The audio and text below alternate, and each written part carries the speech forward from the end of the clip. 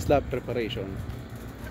So dito makikita natin na medyo nakompleto na nila.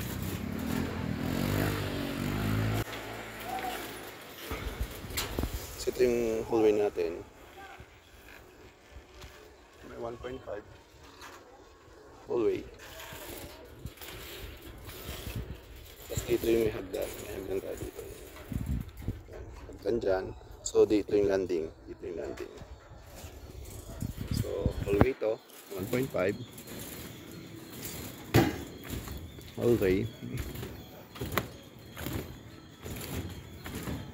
Tapos ito magiging terrace na to. Terrace. Ito canopy dito sa yung sa first floor, canopy niya. Tapos ito yung terrace, second floor. Ito terrace siya. Ito yung CHP ng kwarto. Terrace. Yan, yung terrace na. So ito yung asintada ng CHP ng first na kwarto. Ito yung master bedroom. Tapos meron sliding door dito. Magkakaroon ng sliding door dito papunta dun sa terrace. Tapos ito yung daanan papunta dito sa CR.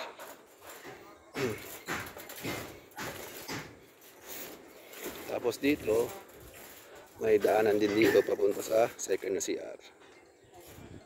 Tapos dito ito yung second room. Yan. So ito yung pinto niya. And pintuan ng another room.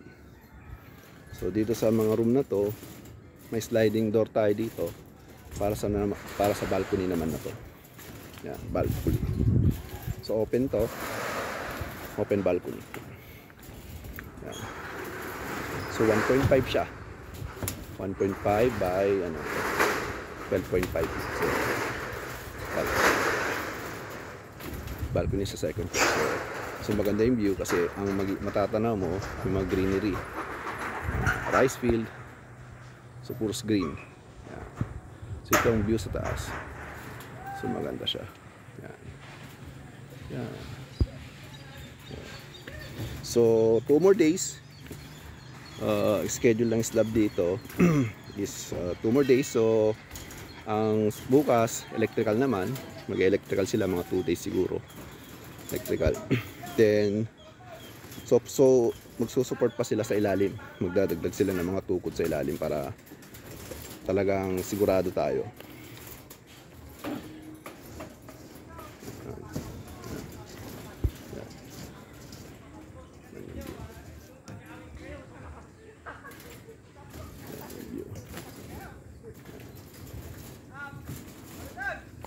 So gagamit tayo ng 200 na semento dito.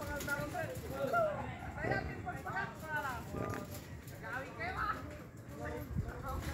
200 na semento, tapos 25 na tao. So ang estimate ni foreman is 10 hours. So mag-start ng 3 AM. So matatapos siguro ng hapon. So in case na umulan naman, nag-ready na lang kami ng mga pangtakip. So pero dito sa terrace, balcony, maglalagay tayo ng sahara dyan. Kasi open yan para kahit nababasa, hindi waterproofing siya. So malalagyan ng sahara dyan. And then din doon. So yun. So ito yung water line. So bukas yung electrical lines. 200 bags of cement ang magagamit.